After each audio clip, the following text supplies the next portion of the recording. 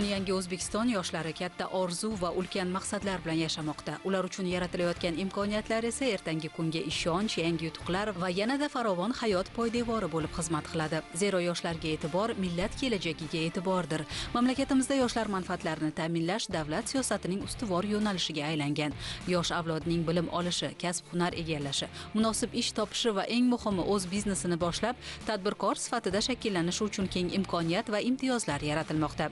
Yurtimizning qaysi hududiga bormang izlanuvchan, tashabbuskor va o'z kelajagini o'z qo'li bilan bunyod etishga intilayotgan yoshlarni uchratish mumkin. Bugungi reportajimizda Toshkent viloyatidagi ana shunday yigit-qizlar haqida hikoya qilamiz. Bugun oliy ta'lim muassasalari talabalarining nafaqat bilim olishi, balki tadbirkorlik faoliyati bilan shug'ullanishi, o'z biznes g'oyalarini amalga oshirish uchun ham keng imkoniyat va sharoitlar yaratilmoqda. Davlatimiz rahbari tashabbusi bilan qabul qilinayotgan qaror va dasturlar yoshlarning bandligini ta'minlash, ularning innovatsion fikrlash va tadbirkorlikka keng jalb etishda muhim ahamiyat kasb etmoqda. Toshkent davlat agrar universitetida O'zmilliy bank rahbariyati va yoshlar bilan bo'lgan davra suhbatida ana shu jihatlar haqida so'z bordi.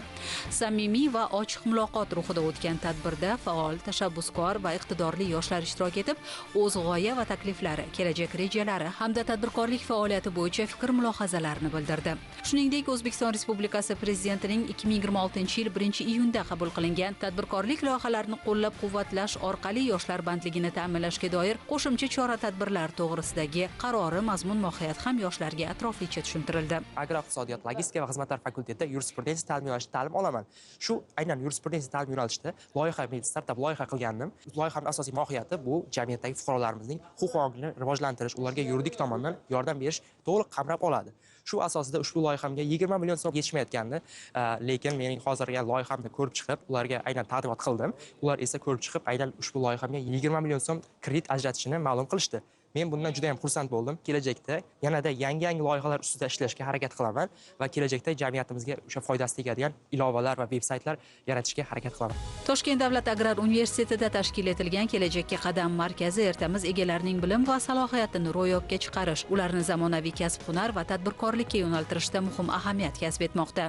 Bizning universitetimizda ham mana shu Kelajakka qadam markazi tashkil etilgan bo'lib, so'nggi mana shu 6 oy davomida qariyb 100 ga yaqin biznes g'oyalar, yangi startap loyihalari ishlab chiqildi yoshlarimiz tomonidan va 60 ga yaqin mana shu loyihalar mablag' bilan ta'minlandi. Hozirgi kunda yana ham ishlar jadal amalga oshirilmoqda. Rejamiz har bir fakultet yoshlarimizni mana shu biznes g'oyalarini qo'llab-quvvatlash nuqtai nazaridan yaqinda ham tanlov o'tkazdik. 200 ga yaqin loyihalar kelib tushdi. 200 ga yaqin loyihalarni ko'rib chiqish nuqtai nazaridan hozir 100 ga yaqin loyihalarni biz moliyalashtirish bo'yicha tavsiyalarni taqdim etganmiz.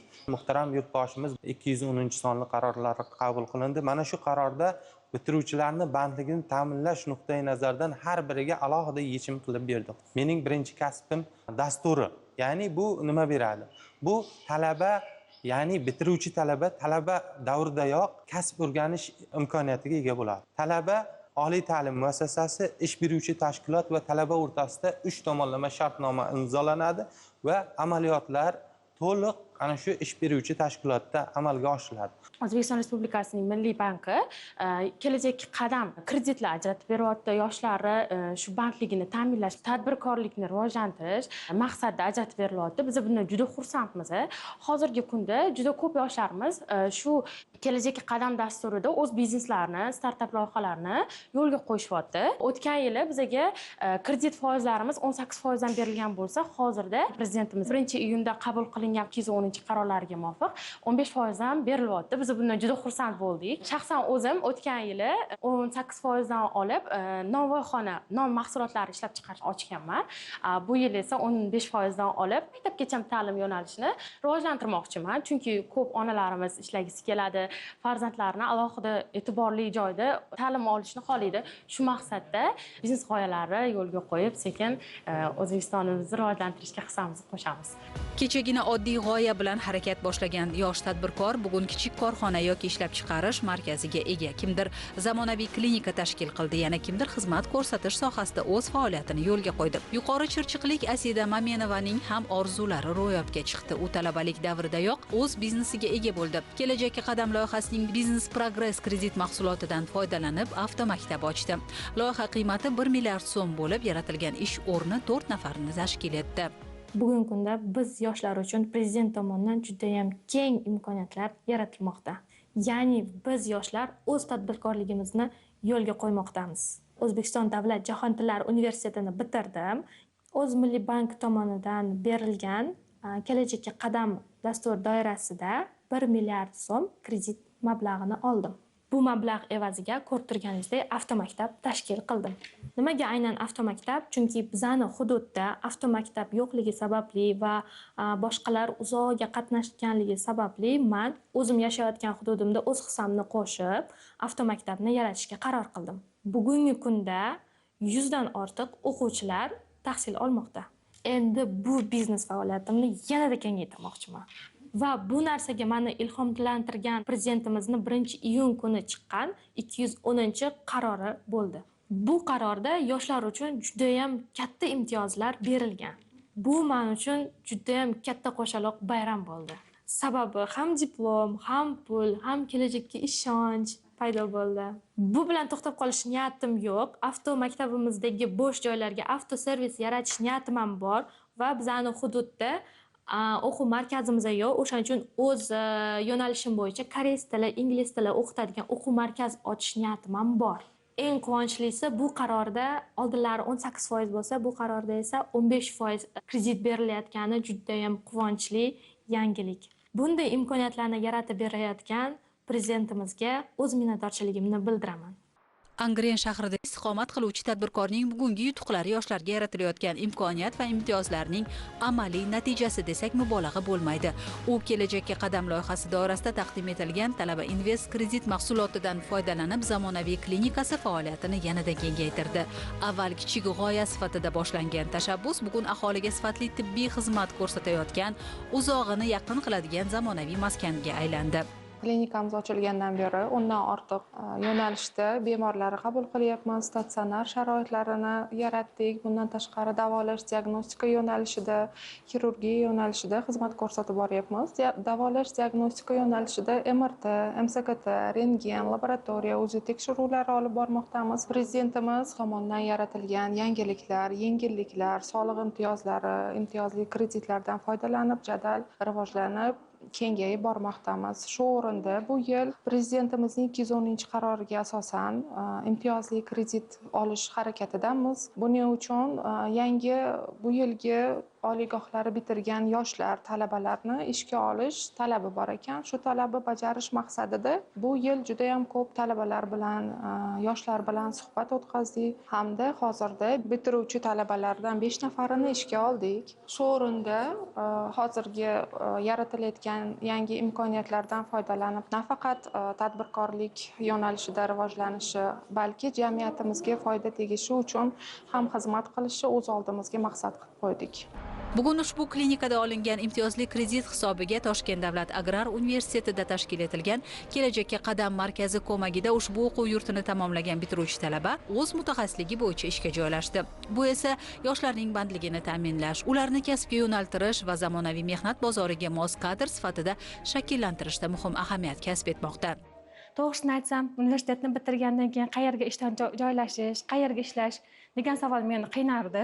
Universitetimizda O'zbekiston Milliy banki tomonidan tashkil etilgan Kelajakka qadam markazida beriladigan imtiyozli kreditlar biz yoshlarni, bitiruvchilarni ishga joylashtirish bo'yicha juda ham katta imkoniyatlar yaratdi. Muhtaram prezidentimizning 1-iyundagi 210-sonli qarorlari qabul qilindi. Bu qaror orqali tadbirkorlarga imtiyozli kredit berilib, biz yoshlarni ishga qabul qilish imkoniyati yaratildi. Shundan foydalangan holda men ham ushbu klinikaga ishga joylashdim. Shu yilning o'zida ham diplomli bo'ldim, ham ishli bo'ldim. Men o'zimni to'g'risini aytsam juda ham baxtli hisoblayapman. Yosh tadbirkor bu faqat biznes egasi emas, u yangi g'oyalar muallifi, taraqqiyot tashabbuskori, jamiyat ravnaqiga hissa qo'shayotgan fidoyi inson. Chunki yoshlar muvaffaqiyati mamlakat taraqqiyoti demakdir. Angrenlik yana bir yosh tadbirkor ham Kelajakka qadam dasturi doirasida o'z sayyohlik markazini ochdi.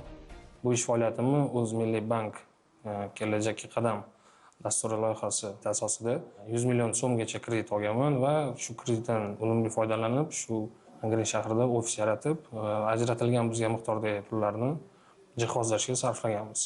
Bugungi kunda shu biznesimizda o'zim qatori tengdosh bolalar bilan 4 kishini ishga olganmiz. Shu jumladan bitiruvchilar ham bor. Biz yosh bitiruvchilarga davlatimiz tomonidan juda katta imtiyozlar berilmoqda. Xususan prezidentimizning 210-qarorlari bilan yoshlarga ajratilayotgan imtiyozli kreditlar bizda yoshlarga juda katta foyda olib kelmoqda.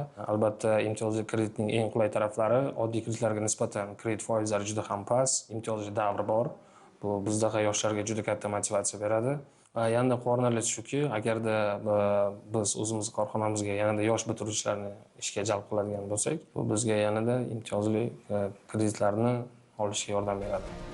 Navbatdagi manzil Toshkent viloyati Bekobod tumani. Tumandagi Bog'ishamol, Dalvarzin, Savrak va Qo'rg'on mahallalarida istiqomat qiluvchi jami 40 nafar bandligi ta'minlanmagan yoshlar o'z milliy bankka biriktirilgan bo'lib, shundan 25 nafari doimiy daromad manbai yaratish orqali ishli bo'ldi. 9 nafari doimiy ishga joylashtirildi, 2 nafari tadbirkorlikka yo'naltirildi, 5 nafari motokultivator, 6 nafari payvandlash uskunasi, 6 nafari tikuv mashinasi bilan ta'minlandi. Qolgan 15 nafar yoshlarning 4 nafari migratsiyada, 1 nafari muddatli harbiy xizmatni o'tamoqda. Tumanning Qo'rg'on mahallasida istiqomat qiluvchi Sitora Kamolova ustoz shogird an'anasi orqali tikuvchilik sirlarini o'rganib, kelgusida o'zining kichik biznesini yaratish uchun zamonaviy tikuv mashinasiga ehtiyoj sezib kelayotgan edi. Uning qiziqishi va mehnatsevarligi inobatga olinib, O'zmilliy bank tomonidan Kelajakka qadam dasturi doirasida zamonaviy tikuv mashinasi topshirildi.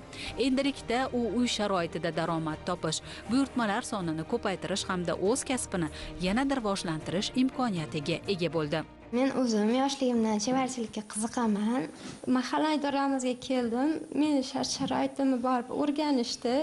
O'rgangandan keyin Milliy bank xodimlari bilan ham gaplashib, menga mashinka olib kelib berishdi. Yurtboshimizga kattakon rahmat. Shunchalik bizni o'ylagani uchun, ish bilan ta'minlagani uchun Milliy bank xodimlariga ham kattakon rahmat. Xursandman juda ham. Bundan keyingi maqsadim kattaroq sex ochib, hammaga yordam berib o'rganish xohlayman. Faoliyatimni kengaytirish harakatida bo'laman. O'zimga o'xshagan qiziqqan yoshlarni yonimga olishga harakat qilaman. Shuningdek, Bekobod tumanining Dalvarzin mahalla fuqarolar yig'inida yashovchi Samandar Alimov ham payvandchilik kasbiga katta qiziqish bildirib kelayotgan yoshlardan biri hisoblanadi. Biroq moddiy imkoniyatlari cheklanganligi sababli zamonaviy payvandlash apparatini xarid qilish imkoni bo'lmagan. Dastur doirasida unga yangi zamonaviy payvandlash uskunasi taqdim etildi. Mazkur ko'mak yosh yigitning o'z kasbini rivojlantirishi, daromad manbaiga ega bo'lishi hamda kelgusida o'z faoliyatini yo'lga qo'yishiga xizmat qiladi. Mahalla komitetiga Milliy bank xodimlari biriktirilganini eshitib, sizlarga murojaat qilgandim. Payvandlash ishlariga qiziqaman. Payvandlash jihozlari yangilab olib keldi. Yoshlar keladigan bo'lsa, qo'limdan kelgancha yordam berib, ko'rsatmalar berib o'rgatishga harakat qilaman. Va'da beraman. Ustozdan o'rganyapman ko'p narsalardan, hozir ancha bilmagan narsalarim juda ham ko'p edi. Endi bulardan ancha o'rganib, sir-sanoatlarini o'rganib, imkoni boricha qo'limdan kelgancha yaxshi ishlab harakat qilib yuribmiz. Juda ham xursandman bu narsadan. Bugun bir vaqtlar orzu bo'lib tuyulgan maqsadlar ro'yobga chiqmoqda. Ayniqsa bank tizimi orqali ajratilayotgan imtiyozli kreditlar yoshlarning katta tayanchiga aylandi. Xususan, O'zmilliy bank tomonidan Kelajakka qadam loyihasi doirasida ajratilayotgan moliyaviy ko'maklar ko'plab yoshlarning biznes g'oyalarini ro'yobga chiqarish imkonini bermoqda. Tijorat banklari bilan hamkorlikda investitsion loyihalarga ajratilayotgan kreditlar hamda yoshlarni tadbirkorlik tashabbuslariga ko'maklash maqsadida bankimiz tomonidan yaratilgan Kelajakka qadam dasturi doirasida qulay kredit shartlari asosida yoshlarning biznes g'oyalarini moliyalashtirish orqali yangi ish o'rinlari yaratiladi. Yil yakuniga qadar dastur doirasida 686 nafar bitiruvchi yoshlar bandligi ta'minlanish maqsad qilingan. Mahalla bankirlari bilan birgalikda mijozbay ishlab, hududni o'sish nuqtasini hisobga olgan holda mavjud muammolarni o'rganib, nafaqat moliyaviy qo'llab-quvvatlash, balki talaba yoshlar faoliyatidan kelib chiqib, xomashyo, logistika, eksport, bozor topishga amaliy yordam beriladi. Mavjud imkoniyatlarni kengaytirish orqali qo'shimcha yangi ish o'rinlari ochish orqali yosh bitiruvchi talabalarga yordam berish reja qilib olingan va buni yil yakuniga qadar ijrosini ta'minlaymiz. Ushbu dastur doirasida 194 nafar talabalarning bandligi ta'minlanadi. Jami 2026-yilda 3308 nafar talaba yoshlarni ishga joylashtirishga ko'maklashiladi. Eng muhimi bu imkoniyatlar yoshlarning kelajakka bo'lgan ishonchini mustahkamlab, ularni yaratuvchanlik, tashabbuskorlik va mustaqil fikrlashga undamoqda. Bugungi talaba ertangi tadbirkor, innovatsiya muallifi va mamlakat taraqqiyotiga hissa qo'shadigan yetakchi kadrdir.